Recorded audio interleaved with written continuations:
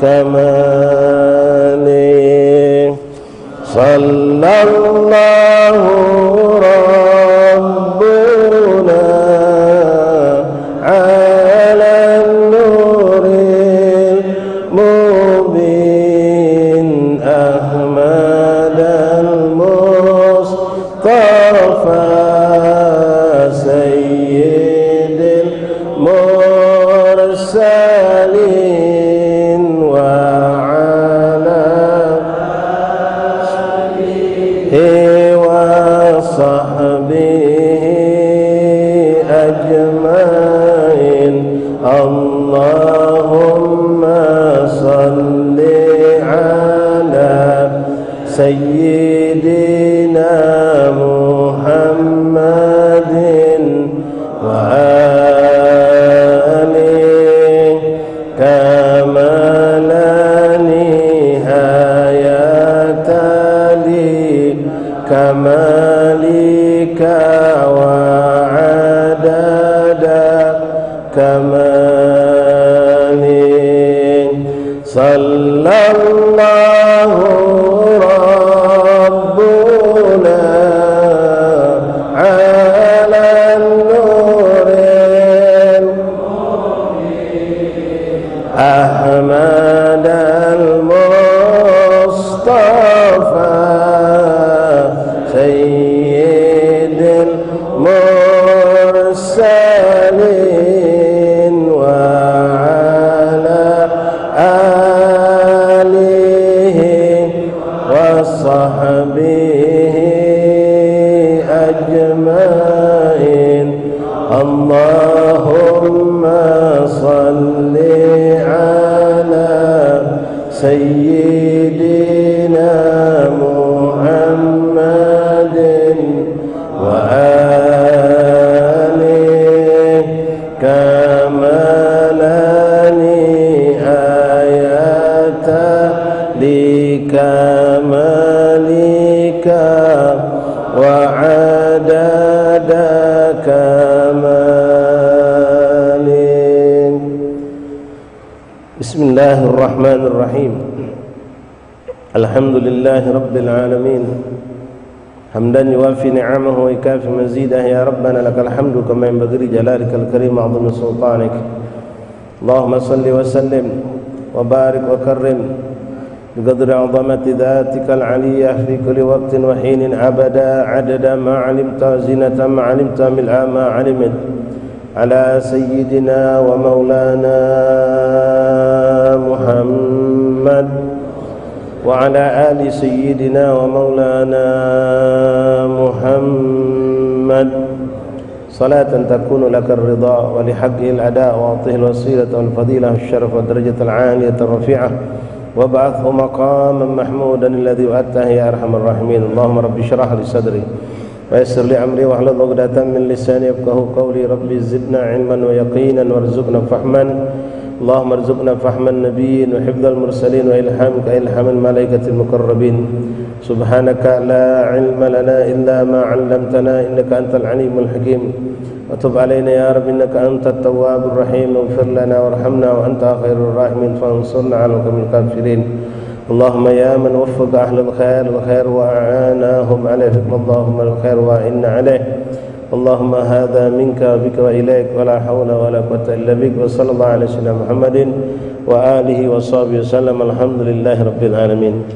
Ma'asyarul ahbab ikhwani rahimani rahimakumullah jamaah majelis taklim Masjid Lawang Kidul rahimani rahimakumullah. Assalamualaikum warahmatullahi wabarakatuh.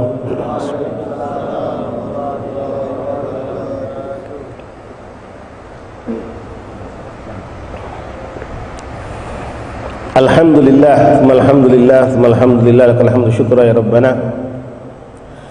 Bersyukur kita kepada Allah Subhanahu wa taala ikhwani yang terus memberikan nikmat demi nikmat kepada kita, dipanjangkan kita umur oleh Allah Subhanahu wa taala dalam sehat wal afiat, dalam taat kepada Allah Subhanahu wa taala, dimudahkan segala hajat kita, bermacam fasilitas kehidupan dititipkan Allah kepada kita. Mudah-mudahan Allah yang memberikan nikmat pun memberikan kepada kita kemampuan untuk mensyukuri nikmat ini dengan sebaik-baiknya. Allahumma inna ala dzikrik wa syukrik wa husni ibadatik. Di antara nikmat yang kita rasakan hari ini, alhamdulillah kita berjumpa dengan tahun baru Islam 1 Muharram 1446 Hijriah, tepatnya pada malam Ahad tadi kita sambut bersama dengan mengikuti apa yang dilakukan oleh para salaf, yaitu menutup tahun dengan berdoa, iktiraf dengan segala kekurangan dan dosa, meminta ampun kepada Allah atas segala apa yang kita lakukan sepanjang tahun yang lalu 1445 Hijriah. Mudah-mudahan ya Allah dengan keagungan dan berkahan baginda Rasulullah SAW, segala dosa apapun yang kita lakukan, baik besar baik kecil, sengaja tak sengaja, terang-terangan atau sembunyi-sembunyi, yang kita lakukan termasuk lintasan-lintasan pikiran dan niat-niat kotor, mudah-mudahan ya Allah Engkau ampunkan, Kau maafkan dan Kau hapuskan dari lembaran-lembaran amal kami.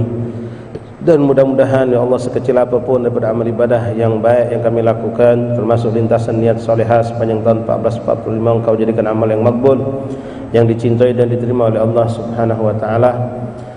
Dan kita mohon kepada Allah mudah-mudahan di hari yang kedua malam ketiga daripada bulan tahun 1446 Hijriah ini dan seterusnya ya Rabb, insyaallah sepanjang tahun ini kita selalu dalam penjagaan Allah, perlindungan Allah dari segala bentuk kemaksiatan dan kelalaian, dan Allah selalu mantapkan kita dalam istiqamah dalam ketaatan, dan menjadikan Allah tahun ini insyaallah lebih afdal, lebih berkah, lebih tinggi nilai ketaatan, kedekatan kita kepada Allah dibandingkan tahun yang lalu. Dan insyaallah mudah-mudahan tahun menjadi tahun farjil muslimin, masrur sururan wa farhan, kegembiraan, kejayaan, kebahagiaan untuk umat Nabi Muhammad sallallahu alaihi wasallam.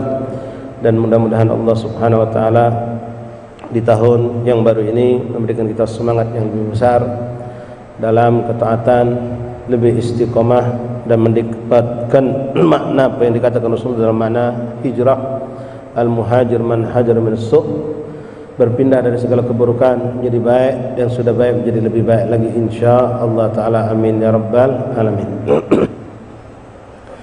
Ma'asyal ahbab rahimani rahimakumullah, alhamdulillah tsumma alhamdulillah, awalan aqul lakum, pertama kami ucapkan kepada kita semua selamat menyambut tahun baru Islam 1 Muharram 1446 Hijriah, tahun baru Islam, bukan tahun baru Arab ya, tahun baru Islam yang alhamdulillah yang telah kita dapatkan pada malam Ahad tadi. Walaupun ada sebagian umat ini berbeda pandangan pendapat, yang jelas kita tetap dalam urusan menentukan awal tahun, awal bulan, mengambil apa yang sudah ditentukan oleh pemerintah lewat Depak ya, bukan Jokowi yang menentukan tapi para ulama. Walaupun di situ mereka ada pendapat beda, kita tetaplah melok apa yang diajarkan guru-guru kita, apa yang sudah ditetapkan pemerintah.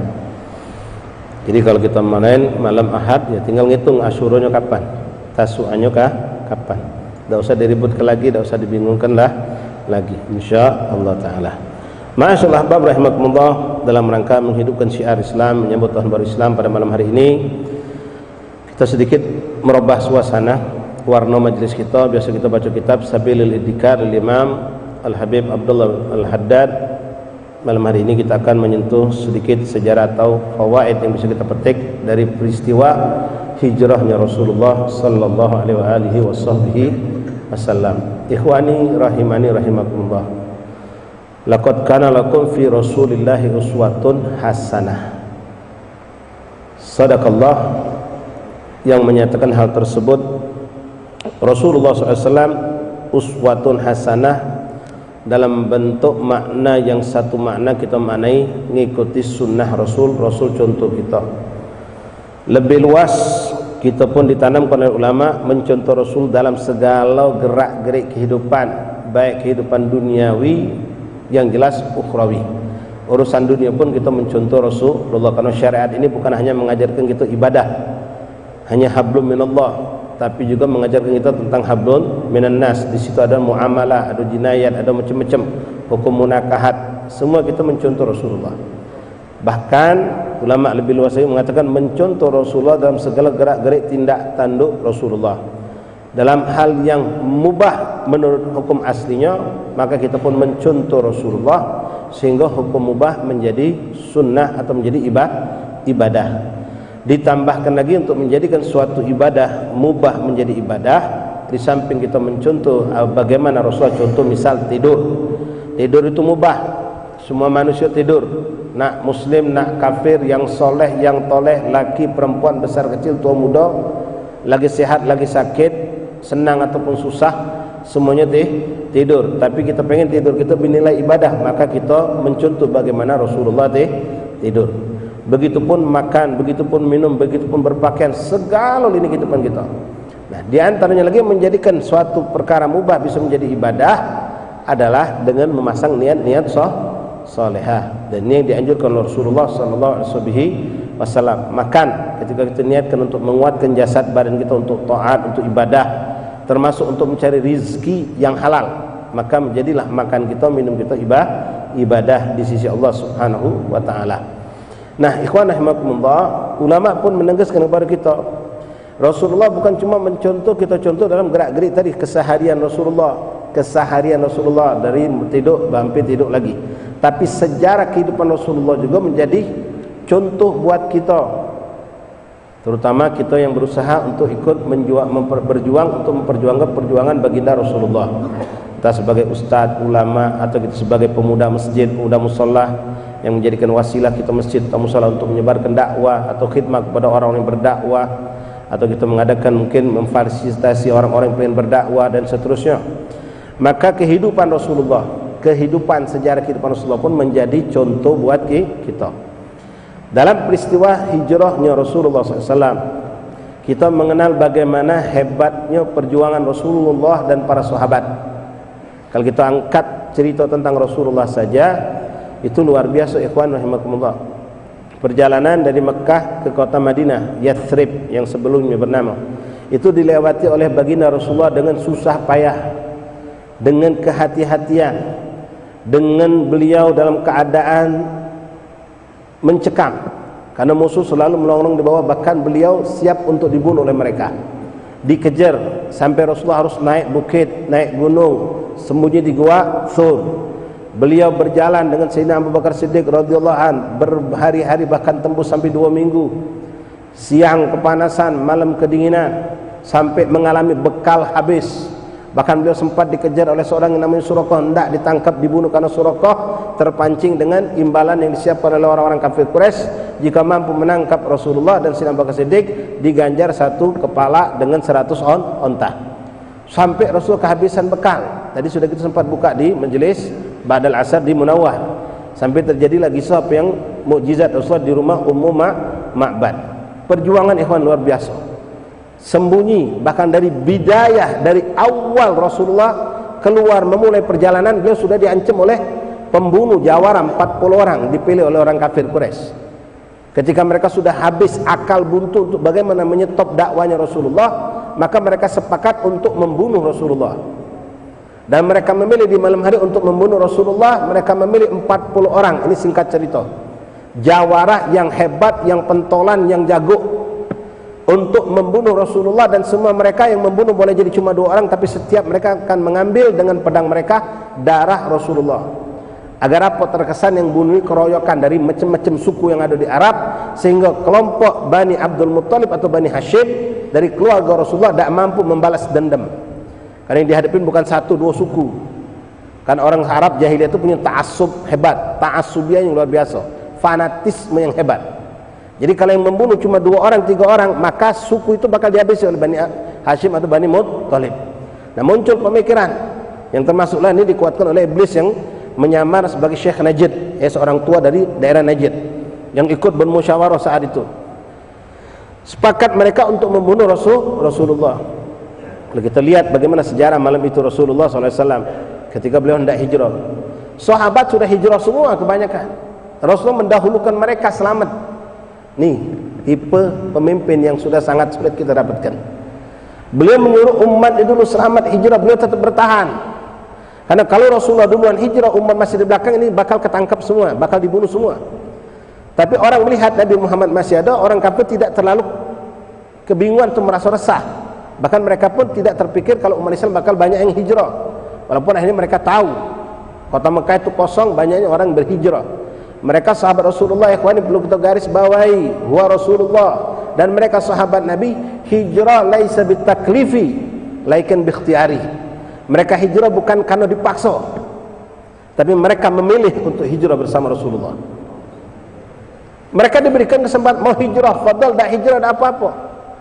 Yang hijrah tahu risiko apa yang mereka bakal dapatkan. Yang jelas kehilangan semua milik mereka. Rumah mereka, kebun mereka, ternak mereka, toko mereka, rumah tempat mereka lahir sampai besar, semua akan mereka lepaskan hilang. Kalau mau hijrah, kalau tidak mau hijrah, silahkan. Mereka dapat itu tidak akan hilang dari tangan mereka. Tapi mereka kehilangan Rasulullah. Mereka bahkan kehilangan baginda Rasulullah. Maka semua mereka wallahi semuanya memilih untuk ikut bersama Rasulullah dan memilih untuk meninggalkan semua harta mereka.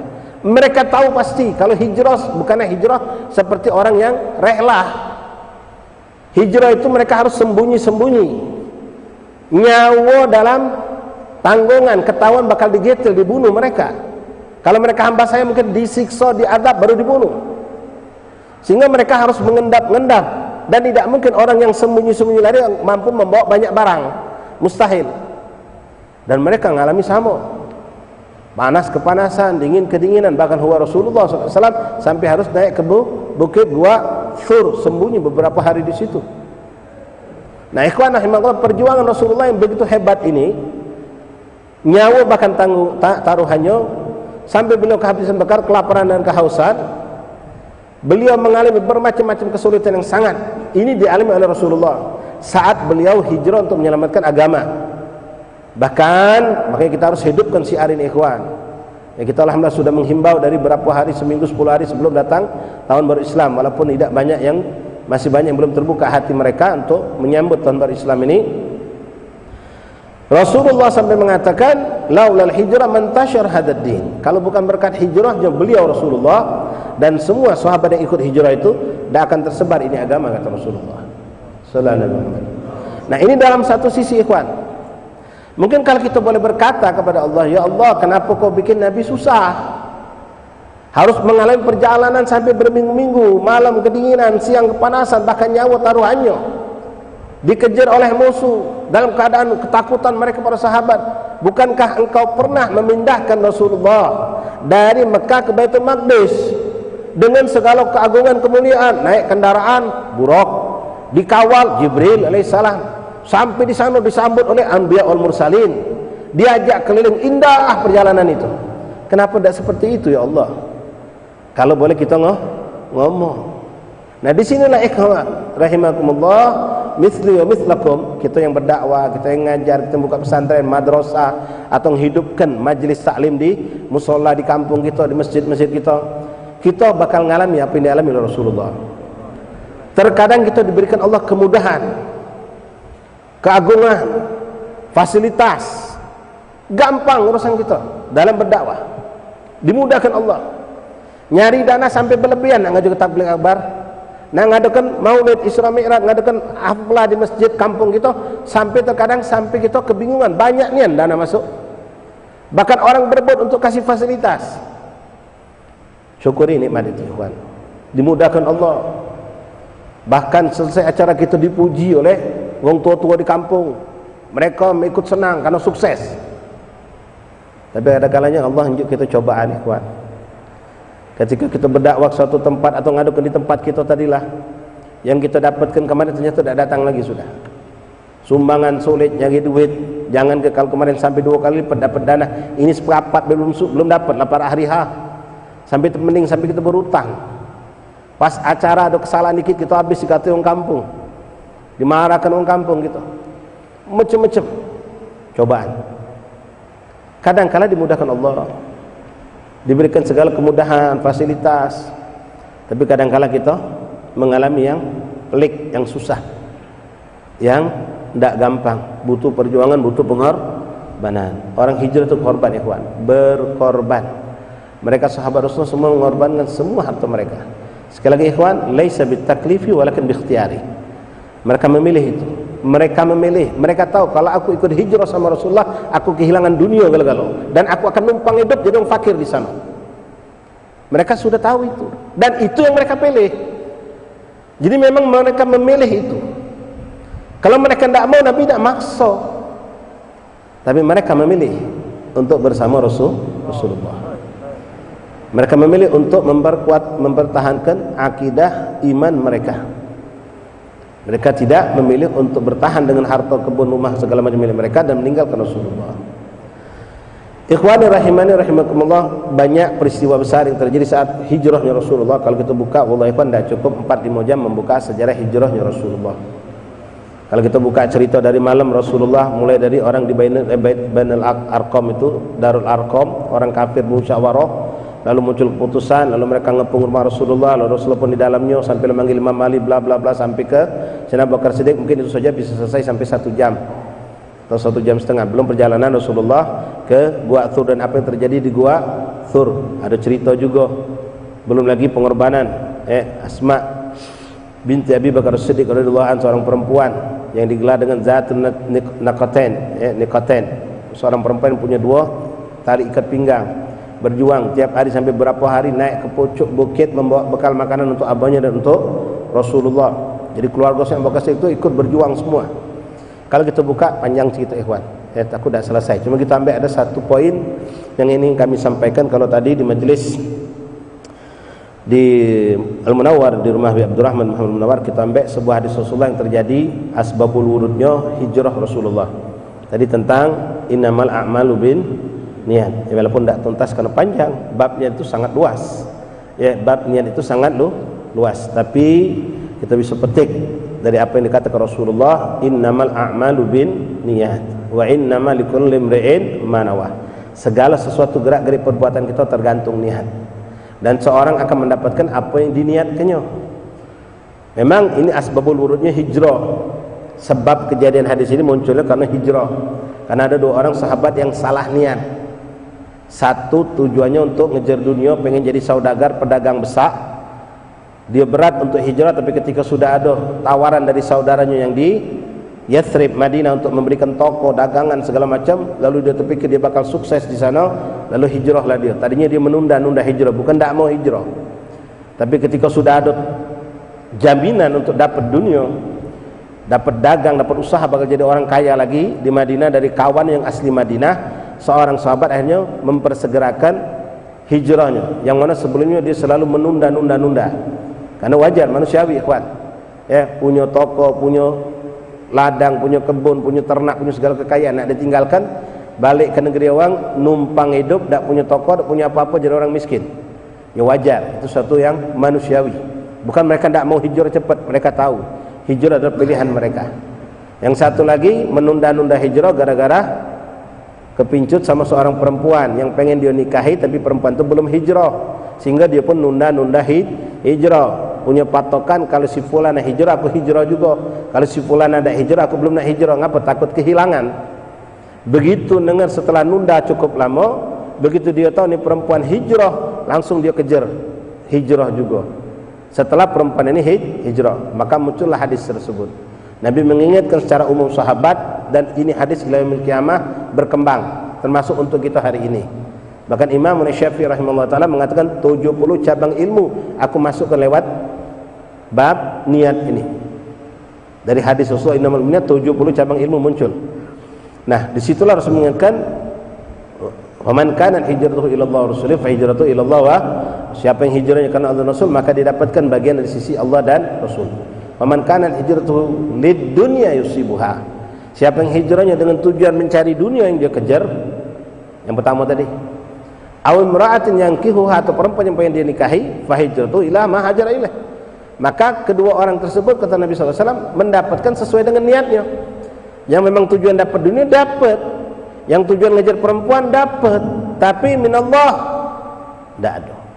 Dari Allah tidak dapat apa-apa, bahkan kemurkaan boleh jadi didapatkan. Maka Nabi yang begitu cinta, sayang, karena 2 orang sahabat ini sama dengan yang lain, sama pengorbanannya tidak beda, nyawa juga taruhannya, tapi gara-gara salah niat, surahnya gambaran pengorbanan mereka sama persis dengan yang lain.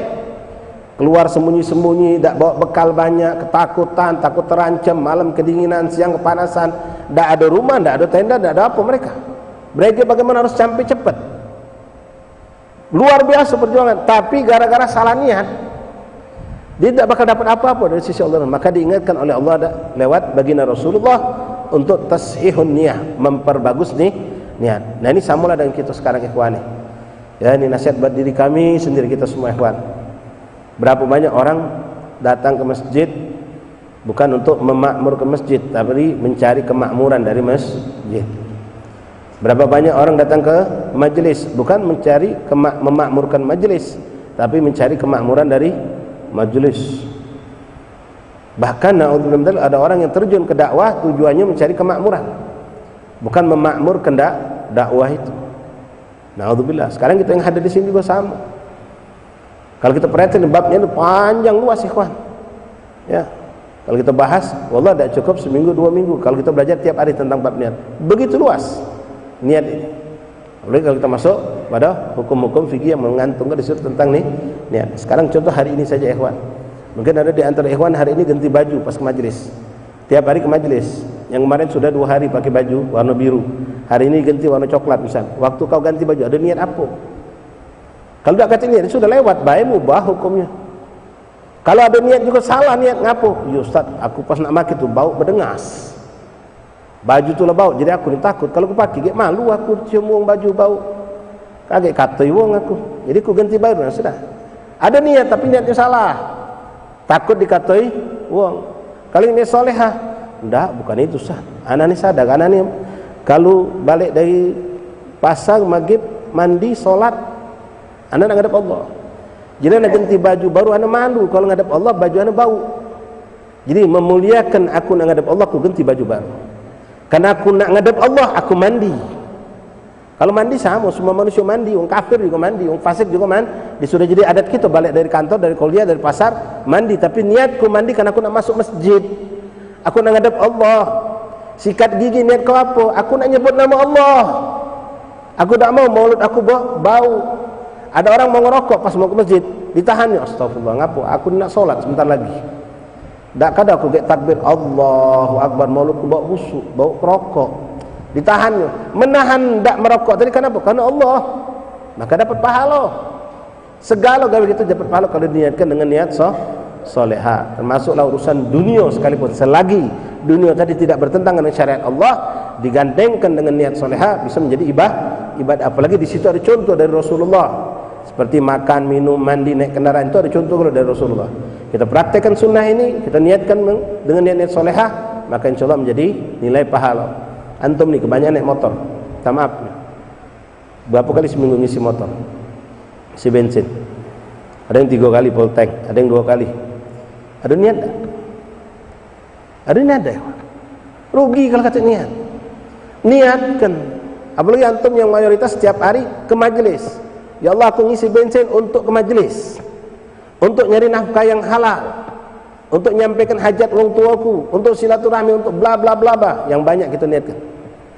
Maka duit yang kamu keluarkan, nilai ibadahnya banyak, panjang, luas. Kalau tanpa niat dia sudah lewat. Dah kata beda dengan yang belakang kita. Yang belakang kita ngisi motor juga kalung salib di dadonya. Kita peci bagi ukur, dah niat dia sudah lewat. Tapi kalau kita niatkan, dan itu akan menjadi motivasi kita untuk ibadah. Karena bab abwab, bahkan bukan bab abwab taufik tuftah bi barakatin niat solehah. Taufik itu akan muncul, semangat kemauan untuk ibadah itu akan muncul kalau kita banyak punya niat solehah. Macam antum ke masjid, kita majlis malam ini, apa niat kita? Ada yang ibadah soro adat. Ibadah kita macam adat biasa rutinitas. Malam Selasa habis maghrib kumpul sama Habib Suki di Masjid Long Kidul majlis. Pasti dapat kebaikan, pasti dapat pahala, pasti dapat macam-macam. Tapi ada orang dapatnya lebih banyak dari kita karena punya niat lebih besar.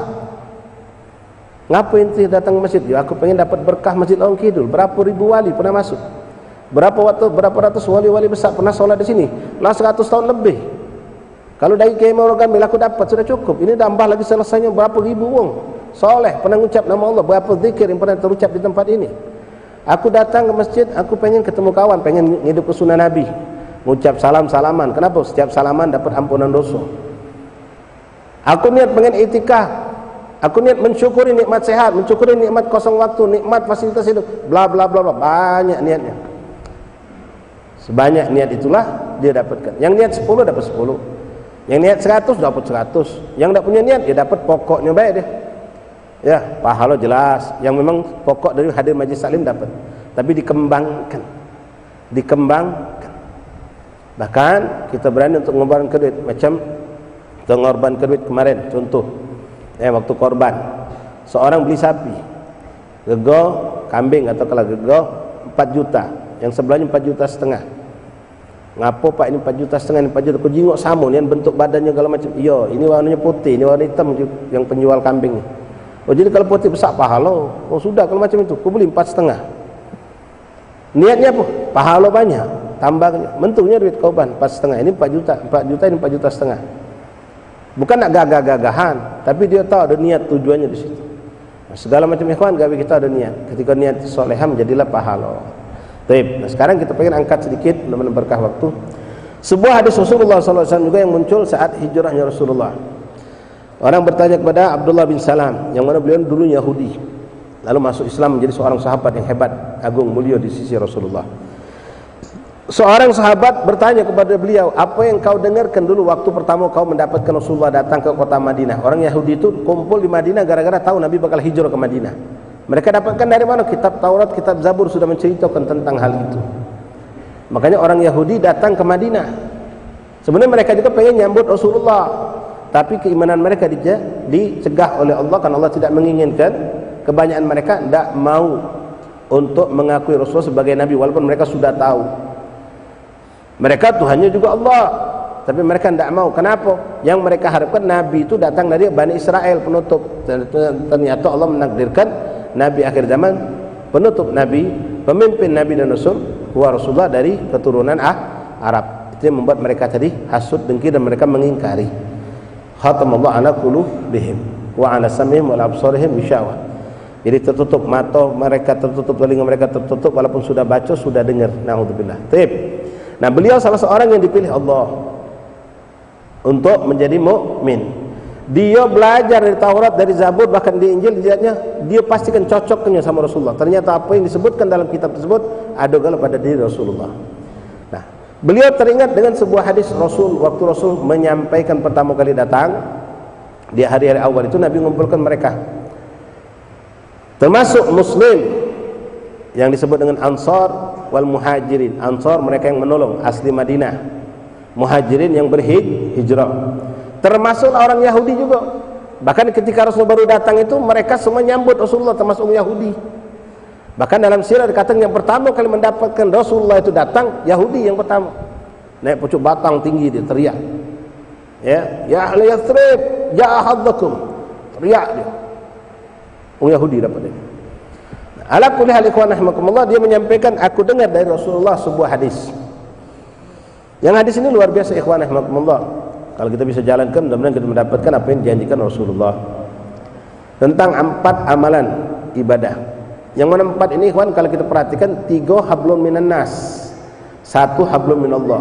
1 hubungannya ibadah sama Allah, yang 3 hubungan sama manusia.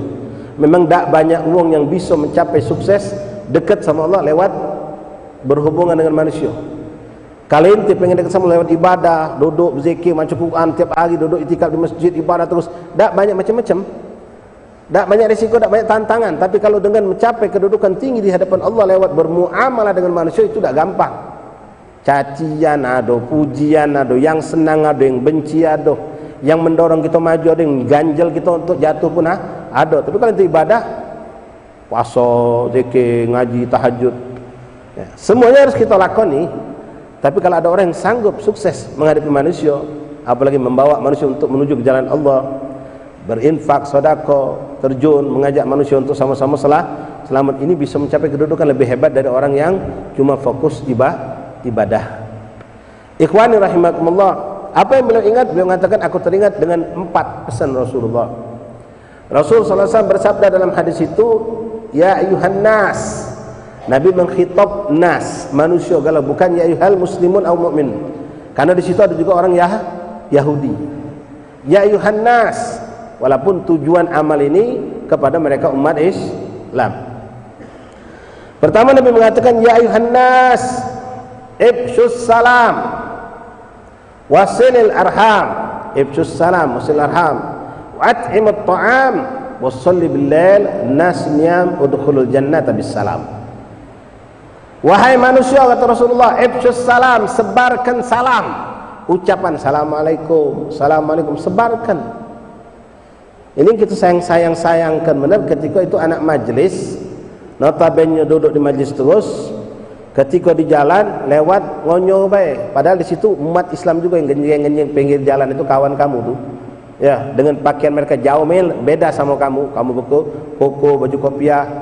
Kadang-kadang naudzubillah, kita lewat tidak tegur sapa, tidak salam. Padahal ngedoakan mereka, ikhwan itu salam. Ucapkan salam. Assalamualaikum. Nyawab, alhamdulillah, tidak nyawab, tidak apa-apa, kita doa ke dia. Jangan salah persepsi, ada juga orang yang salah. Tanggung ngapa yang tidak ucap salam? Aku takut kalau aku ngucap ke salam mereka tidak jawab, berdosa mereka tuh. Malah salah pula. Memang hukumnya begitu. Kalau memang orang itu tidak jawab salam karena sombong. Tapi niat kita wakam minas sholihin, ikhwan, ba'dus sholih itu sengaja mereka lewat jalan di mana di situ banyak orang-orang lalai. Untuk apa? Sekedar mengucapkan salam. Assalamualaikum warahmatullahi wabarakatuh. Dan kita saksikan, kita buktikan, kita rasakan ikhwan, sebejat-bejatnya maaf kawan-kawan kita tadi, majlis tak pernah, misal masjid tak pernah, ketika itu mengucap salam dengan benar mengucap salam tadi, mereka pasti jawab spontan itu. Waalaikumsalam warahmatullahi wabarakatuh. Dan ingat ikhwan, salam ini luar biasa. Nabi mengatakan, berwasiat kepada sahabat, ala adullukum, kata Nabi, mau tak kamu kutunjukkan satu perbuatan, idza fa'altum tahabbtum, kalau kamu lakukan kamu bakal saling cinta. Kamu bakal saling cinta. Kadang-kadang kita manusia sama manusia ada mengganjel. Kadang-kadang tidak tahu sebabnya apa. Tak tahu apa. Kalau ada simpulan tu tidak nyaman. Padahal tidak kata masalah. Apalagi kalau memang ada salah paham, pernah terjadi suatu kesalahan. Kadang-kadang kita pelihara bebek kecil ini sampai besar ini jadi putus silaturahim ujungnya. Bala ya Rasulullah, kata saya, mau ya Rasulullah. Suatu amalan yang kamu amalkan, kamu bakal saling cinta, kata Rasulullah. Ketika sahabat itu mau mereka, apa kata Rasulullah? Ifshus salam bainakum, sebarkan salam. Sebarkan salam, kata Rasulullah. Allah menjawab ikhwan. Ya, kita masuk satu kampung, satu daerah, nak ngari kawan kita. Daerah itu terkenal, uji bahasa kita Texas. Banyak budak nakalnya. Kita lewat sampai turun dari motor, norong gitu, saking takut nih. Gang kecil, ukuran jalan tu semeter setengah. Kanan budak nyogok, kiri budak nyogok. Ente bingung, apalagi ente nak pakai motor pula kaget. Mana cerita motor aku? Mana cerita helm aku? Tak usah bingung. Ini pesan Rasulullah pakai. Ifshus salam tahabbtum, kamu bakal saling cinta. Wallah praktik iwan, tak percaya. Begitu kita lewat tempat orang itu, kita ni kadang-kadang misi pah, numpang lewat pah. Itu tegur sapa bagus. Tapi dari Nabi pakai, jangan tidak dipakai. Ucapkan dulu. Kita tahu ini Muslim galau. Kalau kamu tanya namanya siapa? Sulaiman, Ismail, Sisip, Muhammad, Ahmad. Nama Nabi galau. Cuma kondisi mereka seperti itu. Niatkan, bahkan Allah akan ucapkan salam di samping memang menjalankan sunnah Rasulullah. Doa untuk mereka ya Allah. Niatkan. Pas lewat, Assalamualaikum warahmatullahi wabarakatuh. Mereka yang lagi main HP, lagi ngelongok, Waalaikumsalam. Jawab mereka ikhwan. Baru ngomong, misi pang lewat. Nah, ke rumah si Jul. Oh, jatuh. Langsung jatuh dia. Pas kita nak pakai motor, taruh di situ, dah apa aman jadi. Tak perlu ngenjek duit. Bahkan pas kamu nak ngenjek duit, nolak mereka. Aman langsung. Siapa ngomong? Rasulullah. Tahabbtum, Nabi yang ngomong. Kamu nak ngadap majikan, ada interview, nak ditanya, bakal segak pikiran kita. Bakal tanya macam mana? Pas masuk, kita tahu ini Pak ini. Nama siapa? Ali Muhtar. Muslim jelas. Pas masuk ruangan dengan pagi Pak. Lo kau. Ucaplah Assalamualaikum warahmatullahi wabarakatuh. Walaupun tak dijawabnya gitu. Dah apa-apa. InsyaAllah dijawab Waalaikumsalam. Terserah kalau itu namanya pagi Pak, sore Pak. Ya. Cuma jawab dengan pertama Assalamualaikum. Lembut orang itu. Yang tadi nak nyegak, nyari kesalahan kita, tak jadi dia. Apa khabar kau? Baik. Mana siap apa? Nanya ngingan-ngingan baik. Lulus. Pagi Pak, tambah sombong dia sama kita. Nabi yang ngajari. Kalau sudah Rasul ngajari, yakin. Sallallahu alaihi Muhammad. Bahkan salam ini kan kita dianjurkan bukan cuma sama manusia. Sama makhluk lain kita tak tahu, tak kenal, tak kejingoan. Kalau inti masuk rumah kosong, ruangan kosong, kartu kosong, apalah satu yang kosong, muka masjid inti go full masjid sama inti. Marbot, muka masjid katik uang. Jangan muka baik, ucap ke salam. Nabi ngajari assalamualaikum warahmatullahi wabarakatuh, assalamualaikum wa ala ibadillahis. Ada jin yang ibadah di sini, ada malaikat Allah, ada arwah salihin, ucap ke salam. Sampai masuk kubur dia jadi mengucap salam. Itu pertama. Nah, tegur sapa itu baik ikhwan. Nah, nanti penjabaran luas tentang salam, apa hukum mengucap salam sama betina, betina itu gadis, betina itu tua, itu ada pembahasan kalau. Ya kalau antum nak mungkin tidak repot nyari, buka kitab Adhkar Nawawi. Ada pembahasan di situ. Detail. Kapan kita ucap salam sama betina boleh, betina model macam mana? Ya, jangan asal kita salam-salam ke galau. Ya, ada bahasanya itu. Yang jelas secara umum salam ini tadi sunnah Rasulullah. Ibsus salam. Kalau tegur tu mana lu? Itu tegur sapa biasa.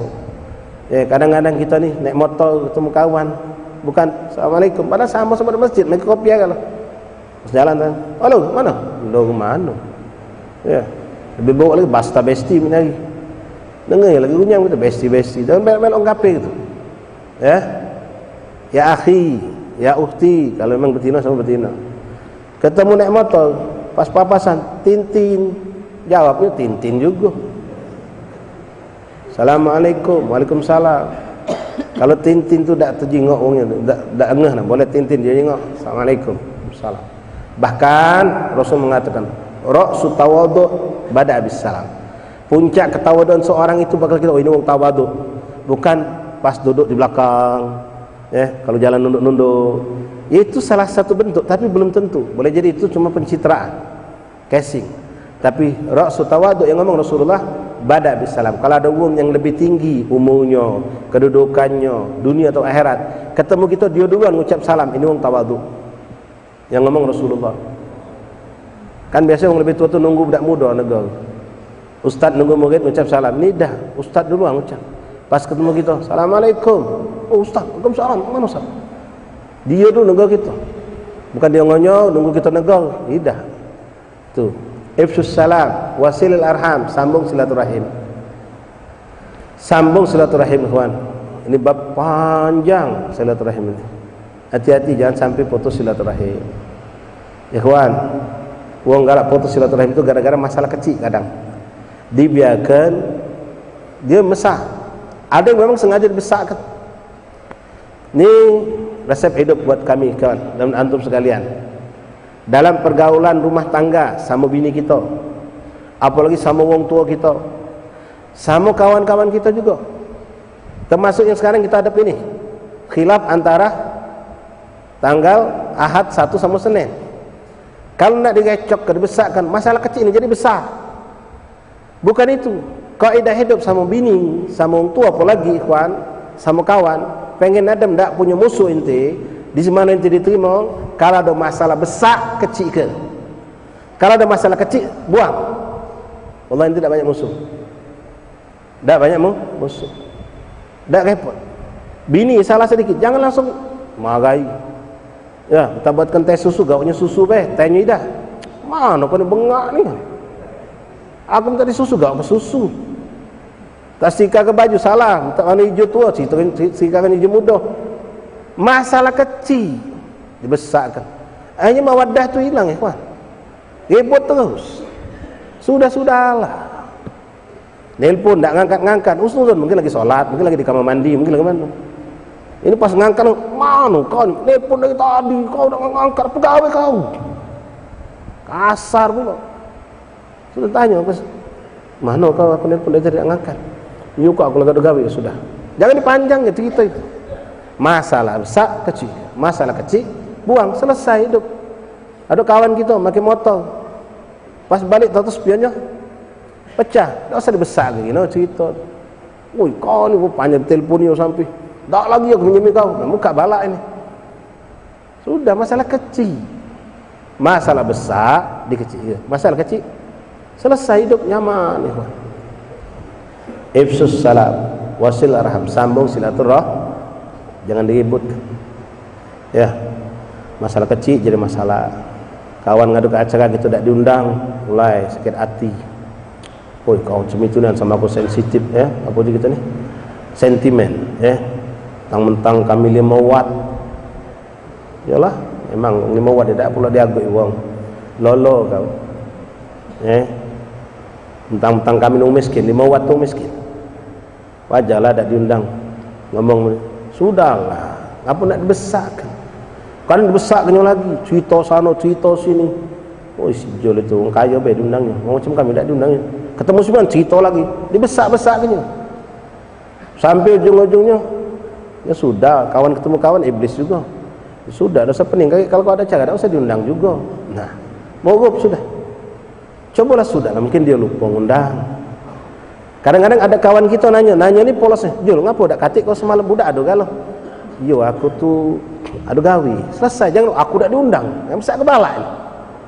Aku ada gawi, orang Palembang kan ada gawi itulah.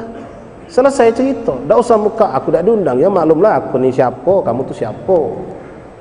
Ini orang lolo macam ni. Terlalu baper je bahasa kamu tu. Nyusah ke diri.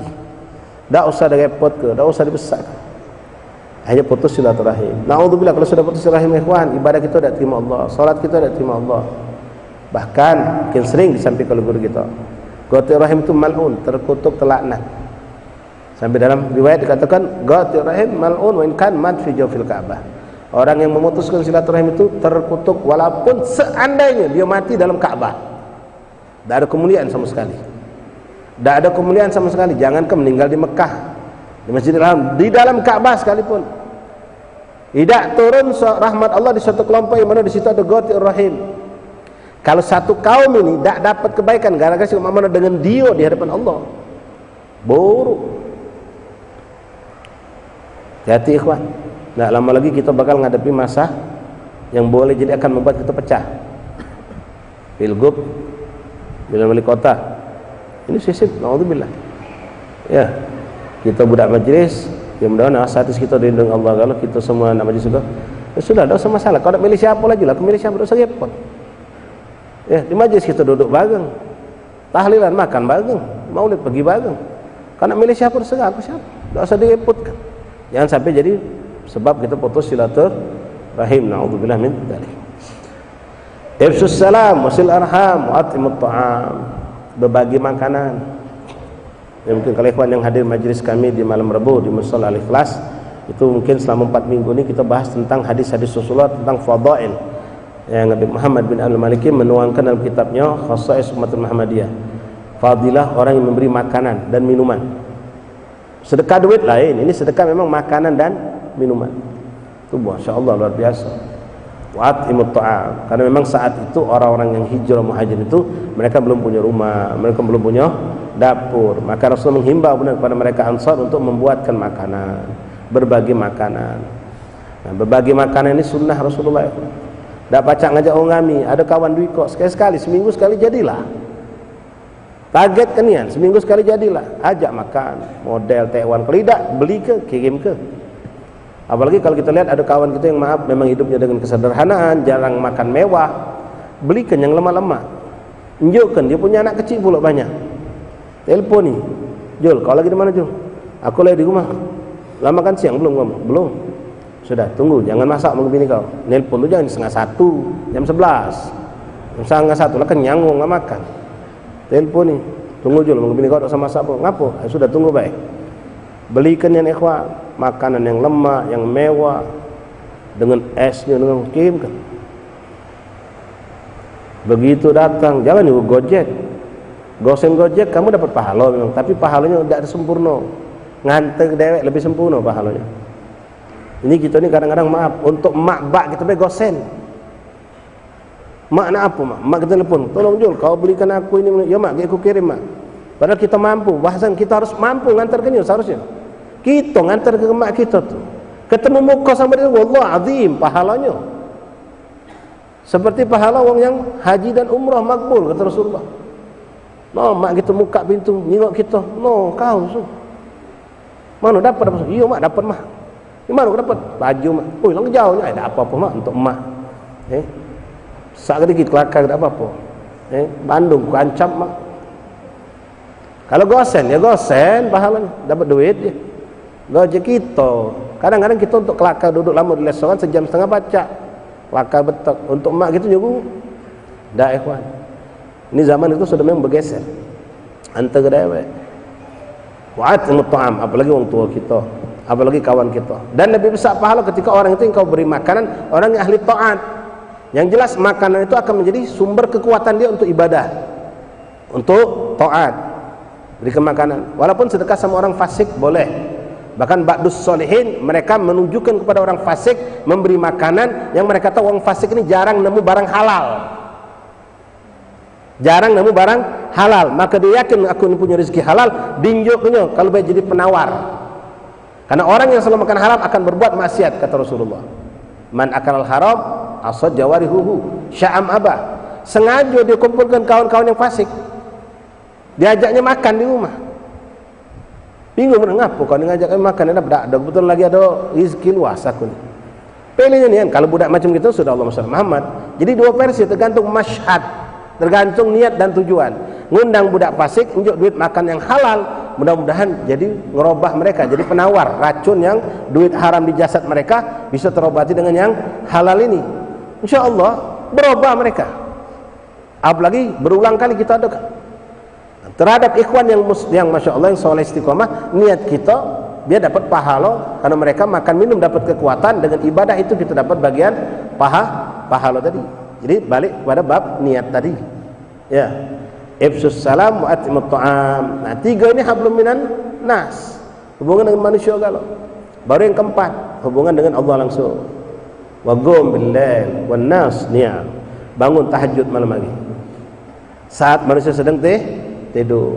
Kalau kau melakukan 4 perkara ini tentu setelah melaksanakan yang wajib, menjauhkan diri dari yang haram. Lalu kita tambah dengan 4 perkara ini, apa kata Rasulullah? Udkhulul jannata bis, masuk surga dengan selamat. Sallallahu alaihi Muhammad. Mudah-mudahan ikhwan Allah Subhanahu wa taala memberkahi tahun ini jadi tahun yang penuh keberkahan untuk kita pribadi, keluarga kita, lingkungan kita, bahkan umat Islam pada umumnya. Allah hilangkan segala kesusahan, Allah angkat segala bala dan musibah, Allah berikan kita yang terbaik. Allah panjangkan umur kita dalam sehat wal afiat dan taat kepada Allah, sehingga tahun ini insyaallah kita bisa jadikan tahun yang lebih berkah, lebih banyak ketaatan kita kepada Allah dan lebih jauh kita dari segala kelalaian dan kemaksiatan insyaallah taala. Amin Allahumma amin ya rabbal alamin. Mungkin sejak yang bisa kami sampaikan, dan kami sampaikan pengumuman berhubung insyaallah kami besok ada mau safar ke Jawa Timur, Kamis baru balik, jadi besok majelis di Kampung Muaroh juga di Mushola Al-Ikhlas diliburkan. Ya, diliburkan. Jadi ikhwan tolong yang memang kosong jangan kosong, gabung dengan majelis asatis yang lain. Kalau memang antum memilih di rumah untuk duduk ibadah di rumah silahkan, memakmurkan kampungnya silahkan, tapi yang jelas jangan kosong, apalagi sesuatu yang melalaikan.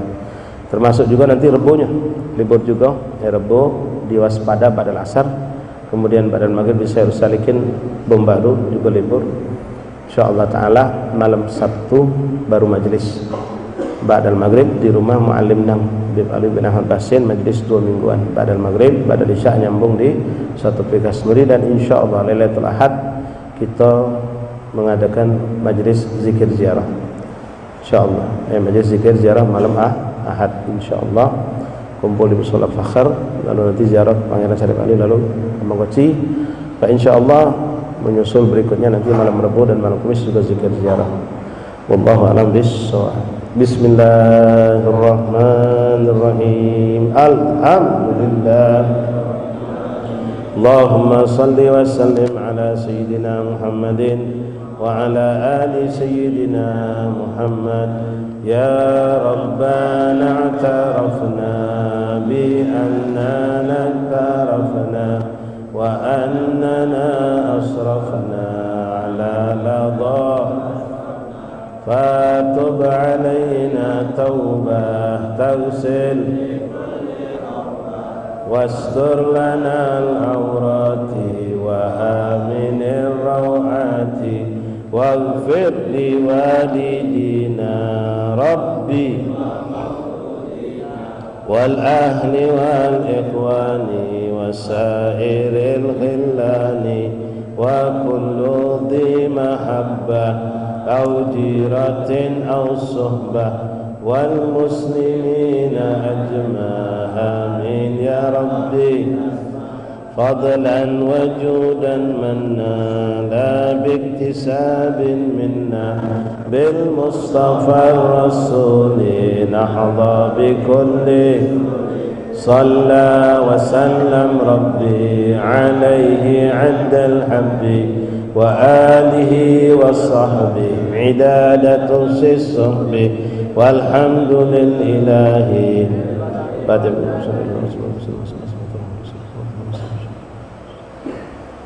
إلى حضرة النبي فاتحة. إياك نعبد وإياك نستعين.